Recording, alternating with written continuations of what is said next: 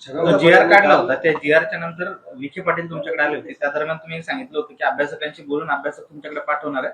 जी R मध्ये जे काही गैरसमज होते किंवा ज्या काही त्रुटी आहेत त्या दुरुस्त करायच्या, त्याच्या संदर्भात काय बोलणं झालं का? काय असतं काही नाही राव त्याच्या. नाही पण काही थोडाफार बदल आपण त्या दिवशी बोलले करायचं तर करा ना, माझं कुठं नाही. आणि त्यांनी सरकारनं शब्द दिला ना, सुधारित जी आर काढू, काय अडचण नाही. अभ्यासक पाठवणार होते. पण मला त्याच्यात वाटतं की त्याच्यात काहीच सुधारणा करण्यासाठी आणि याच्या पुढचं सांग उदाहरण म्हणून सांगायला, हे खरं धरू नका पण उदाहरण म्हणून सांगतो तुम्हाला. इथं आल्यावर काय अडचण येतात, समजा आता तुम्ही हॉस्पिटलला आलात, तुम्ही लिफ्टच्या हिशोबाने आला, पण इथं आलो लिफ्ट बंद असल्यावर पर्याय काय, पायऱ्यांनी. आता isakal.com आहे देशातील नंबर 1 ची मराठी न्यूज वेबसाईट. प्रत्येक अपडेटसाठी isakal.com ला नक्की भेट द्या. तुम्ही कितीही चांगलं करा जी आर, ज्यावेळेस काम प्रत्यक्षात सुरू होतं त्यावेळेस काही तरी अडचण येतेच. त्यावेळेस पुन्हा शुद्धीपत्रक किंवा सुधारित जी आर काढावाच लागतो, कारण या शब्दाच्या अडचणी आली बघून. जसं की पाठीमागच्या काळात चंद्रकांत दादा पाटलांनी 24 पुरावे पहिले लागायचे कुणबीसाठी किंवा व्हॅलिडिटीसाठी, तर नंतर ते 42 केले, कारण ते ऍडजस्ट व्हायना ना. मग 42 पैकी कोणचे येते, मग कसं पटापटा ऍडजस्ट झालं, ते लोकांजवळ त्या वस्तू कागदपत्र निघाले.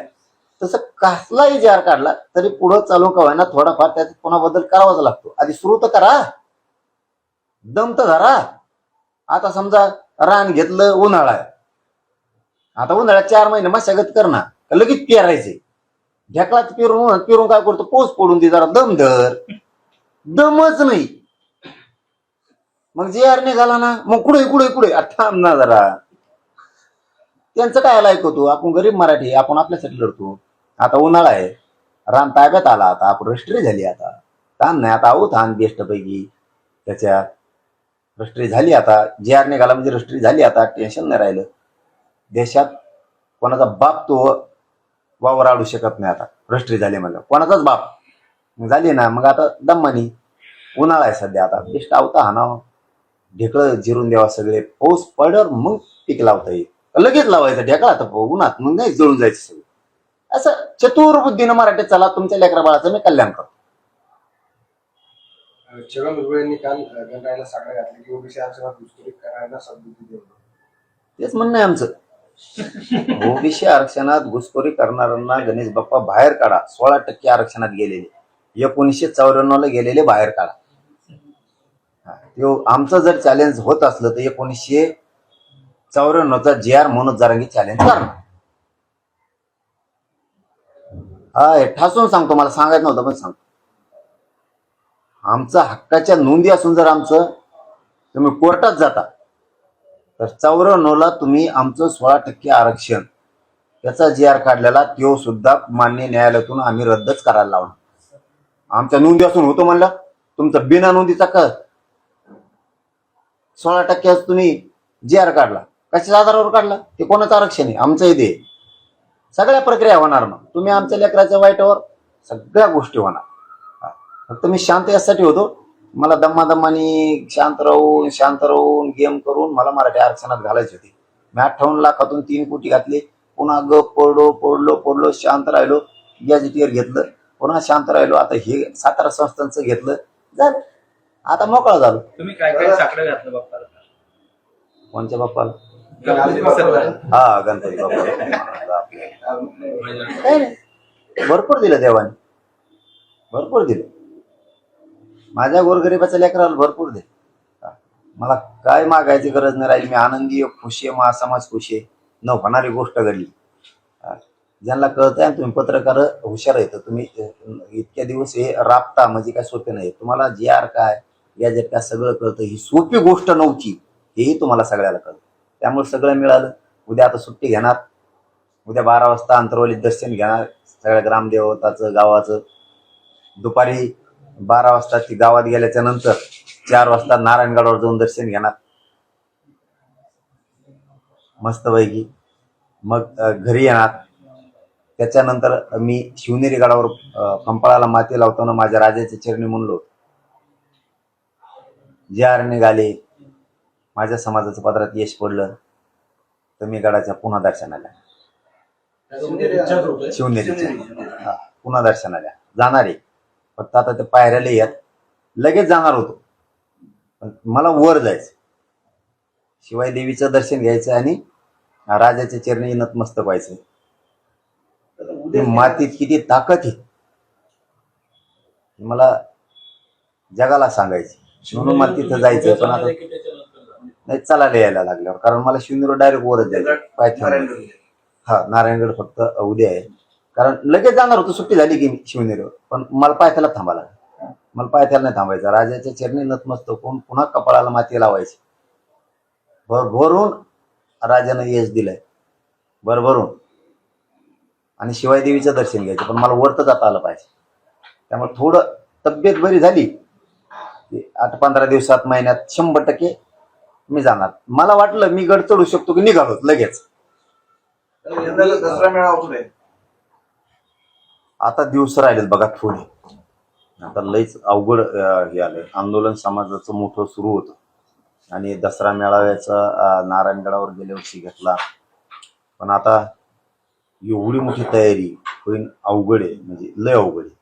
आता कसं होईल माहित नाही, पण मला वाटतं छोट्या खाणी जसं असेल तसं, निवेदित नाही, काय नाही, काय नाही, काय नाही. निवेदित परंपरेनं करायचं म्हणलं समजा तर ते तयारी आता किती राहिली, 1 महिना राहिला दसरा मेळावा. शक्यच नाही. पहिले 3 महिने आम्ही झुंजत होतो, त्याला तयारी करत होतो. पुढे टँकर, ग्राउंड साफ करणं, काट्या साफ करणं, तिला चिखल साफ करणं, मुरुम आणून टाकणं, साऊंड सिस्टीम महिनाभर आधी बांधणं सुरू होतं. तिथली जनरेटर आणणं, जेवायचं साहित्य लोकांचं, खायचं प्यायचं साहित्य, पार्किंगच्या ते मैदान नीट करणं. आणि आता आमच्या हातात फक्त 1 महिना, त्याच्यामुळं दसरा मेळाव्याचं अवघड आहे. पण आता परंपरा खंडित होऊ नये म्हणून आपलं हाई तसं, आणखीन बोललो नाही मी, बाबाशी बोलतो उद्या गेल्याच्या नंतर. पण जसं असेल तसंच, मग 2000 असो, 5000 असो, 1 लाख असो, नाही तर 10 लाख मराठी असो, नाही तर 200-400 असो, जसं असेल तसं. मात्र ह्यावेळेस त्याच नावीला जा, जसं असेल तसं. कारण माझा जर तुम्ही असता तरी काहीच करू शकत नाही 1 महिना, लहान तयार नाही.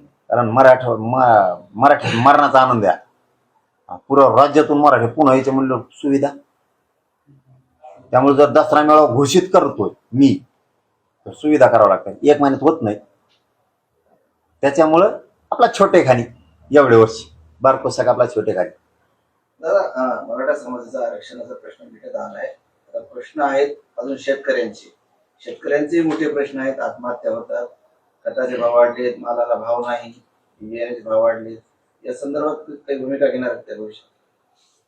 नाही, आणखीन हे होतं नाही आता 17 संस्थांचं.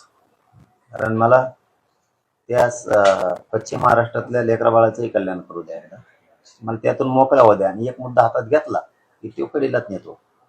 मराठवाडा झालाच, पश्चिम महाराष्ट्र पण झालाच. त्याची मला GR अंमलबजावणी 17 संस्थांची घ्यावी पडते. 17 संस्थांमधून पश्चिम महाराष्ट्रातला एक बी गरिबाचा माणूस आरक्षणापासून बाजू जाऊ देणार नाही. एक पण. दादा, धनंजय मुंडे असं म्हणतात की मला सांगायला लाज वाटते, या बीड जिल्ह्यात पोलिसांना आपले आडनाव लावता येत नसेल तर ही सामाजिक समता आहे का? फक्त मराठा समाजानेच छत्रपती शिवाजी महाराजांची जयंती साजरी करायची का? डॉक्टर बाबासाहेब आंबेडकरांची जयंती फक्त मागास प्रवर्गातील लोकांनीच साजरी करायची का? त्याच्यावर बोलणं म्हणजे 1.5 वर्ष वाया झालं. का म्हणा मग गुरु असं हे होत.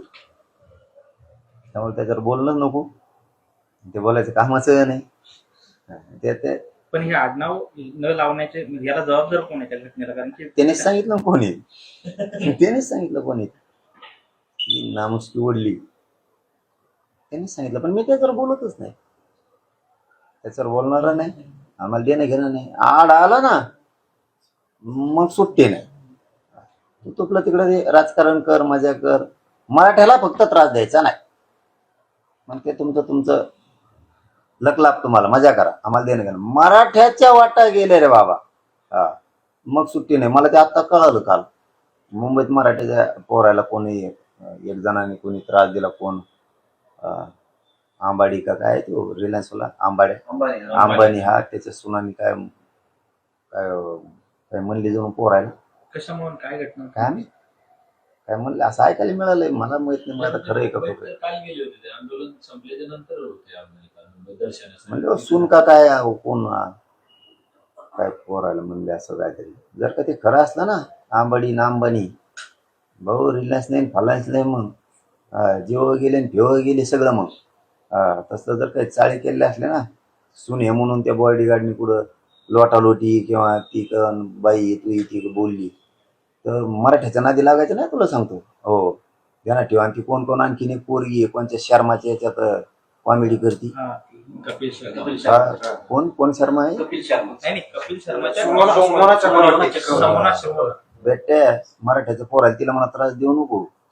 तुम्ही पाहुणे तर आमची महाराष्ट्रातली जनता मुंबईचे मालक आहे, आम्ही मालक आहे. ते तुम्ही तसं मुंबईत कसं वागता मला माहित नाही. मराठ्याचा त्रास दिला ना भाऊ, पाहुणे बेटच मोकळं करीन सगळं मुंबईचं. आंदोलनाच्या दिवशी ते वाहनाच्या दरम्यान तिने ते संताप व्यक्त केलं, त्यानंतर पोस्ट डिलीट केली. ज्या आंदोलनाच्या दरम्यान लोक जमले त्यावेळेस त्रास झाला असं तिचं म्हणणं होतं. काय त्रास झाला तिला? काय त्रास झाला तुला? पोस्ट मध्ये की आतापर्यंत मुंबईत मला सुरक्षित वाटलं, पण आता सुरक्षित नाही वाटत तिकडे समुद्रात तू घर बांध ना. मराठ्या संघ नाटक खेळायचं नाही. तुम्ही बाकी संघ खेळत असताना तिथे मुंबईत आम्हाला देणं घेणं त्याशी. मुंबईतल्या मराठ्या जर कोणी त्रास द्यायचा प्रयत्न केला ना, मालक आम्ही आहेत मुंबईचे, तुम्ही नाही. तुम्ही पाहुणे आलेत आम तिथं. नाटक नाही खेळायचं आमच्या संघ. ते बाकीचे सहन करते आणि इथं काचकाला अवघड आहे. शर्मा आहे का खर्मा आहे का खोरमा कोण आहे त्यो, आणि ती दुसरा एक त्यो आंबाडी का काय अंबानी. ते नाटक करायचं नाही इथं अजिबात. कारण ह्या महाराष्ट्रातली गोरगरीब जनता मुंबईचे मालक आहे. तुम्ही पाहुणे असले नाटक नाही करायचे. मजाने राहा का व्यवसाय करा, मोठे व्हा, पण माया मराठ्याला मुंबईत खुनशीपणा करायचा नाही अजिबात कोणी. तिथं सुट्टी नाही. मी आहे तर वर तर सुट्टी नाही. व्यवसाय करा, मजा करा, सगळे एकत्र राहा, एक जेवण राहा, मराठी माणसं राहा, परप्रांतीय राहा, दलित मुस्लिम राहा. ते तर आमचेच तिथलेच राहिलं परप्रांतीयाचा आणि मुंबईकरांचा विषय. तुम्ही मजेन राहा, एकमेकासंग व्यवसाय करा. मराठ्याला फक्त टार्गेट करायचं नाही तर मी सोडणार नाही. पाटील, तुम्ही दरवेळेस तुमच्या पत्रकारांनी सांगतात किंवा पत्रकारांचं फार कौतुक करता, मात्र त्याच पत्रकारावरती तो मुंबईमध्ये एका पोलिसांनी हात उचललेला आहे, म्हणजे एका पत्रकार. मी नाही बघितलं, आधी बघू काय होतं. काही विषयात अच्छा काही विषयात बोललो असं होतं, माहिती घेऊ आपण पुन्हा सुरू आपलं. तुम्ही व्हॅलिडिटीचा एक मुद्दा तळमळीने मांडताय. संजय शिरसाट तुमच्याकडे आले त्यावेळेस तुम्ही म्हणले की अधिकारी अडवणूक करतायत, तर एखाद्याचं निलंबन झाल्याशिवाय ती वटणीवर येणार नाही. आज तुम्ही 3 दिवसानंतर पुन्हा तेच मुद्दा मांडताय. अजूनही अडवणूक सुरूच आहे का? आणि काय नाही वाटतंय 2-3 दिवसात आता नाही वाटतंय, पण एखाद्या जागेवर काय ती सवय लागली काही अधिकारी असतील आता त्यांना ती पैसे सवय लागली अशी खाली चर्चा. आता आमच्यापर्यंत ती विषय येत नाही. पैसे घेतलं की त्यांना वाटत असेल ना, आता इतके प्रमाणपत्र म्हणल्यावर काय झपका सोडायचा. त्यांना काय सांगायचं नाही ते आता हे 2-4 दिवसात नाही, जरा गटलं असं पुन्हा आलं मग आता येणे सस्पेंड नाही केलं ना, आम्ही बरोबर करतो त्या अधिकाऱ्याला बी यांना बी, मग दोघाला बी असं करतो. हा मग काय करू आता ते सांगू कदरले म्हणलं. कारण यांना बोलल्याशिवाय शिरसाट साहेबाला बोलल्याशिवाय ते त्यांना बोलत नाही. त्याच्यामुळे मग यांनाच बोलावं लागणार ना, असं आहे. मग आता आम्हाला आमचं काम करून घ्यायचं म्हणलं मग ते शिरसाट साहेब बरोबर नीट करते त्या अधिकाऱ्या. पाटील, तुम्ही पुढच्या दौऱ्यात तुम्ही तयारी करताना सुट्टी तुमची, मात्र जी आर मध्ये त्रुटी करणारे जे काही मराठा बांधव आहेत, जे अभ्यासक आहेत, त्यांची काही मनधरणी झाली का? मला कशावरच बोलायचं नाही. मी मराठवाडा आरक्षणात घातला, पश्चिम महाराष्ट्र घातला, माझे गरीब खुश आहेत, मी खुश आहे. आणि आम्हीच दोघांनी एकमेकावरच विश्वास ठेवायचा, दुसऱ्यावर ठेवायचा नाही. काय संघर्ष असेल, काय यश असेल, काय अपयश असेल ते आपण आपलंच लढायचं, आपल्याच भाकरी खायचं आणि आपलेच लेकरं मोठे करायचे. मराठी टेन्शन घेत नाहीत आणि मला चांगलं माहित मी समाजाचं वाईट करत. त्यामुळे घातला मी पश्चिम महाराष्ट्र आरक्षणात घातला, मराठवाडा घातला. त्या अभ्यासक टीव्हीवर त्यांचं चालून द्या कवर. धन्यवाद. चालून द्या, त्यांचं चालून द्या. देश विदेशातील प्रत्येक घडामोडींचे लाईव्ह अपडेट मिळवण्यासाठी आता साम टीव्हीच्या सर्व सोशल मीडिया प्लॅटफॉर्मला लाईक, फॉलो आणि सबस्क्राईब करा. तसंच सर्व नोटिफिकेशनसाठी बेल आयकॉन प्रेस करायला विसरू नका.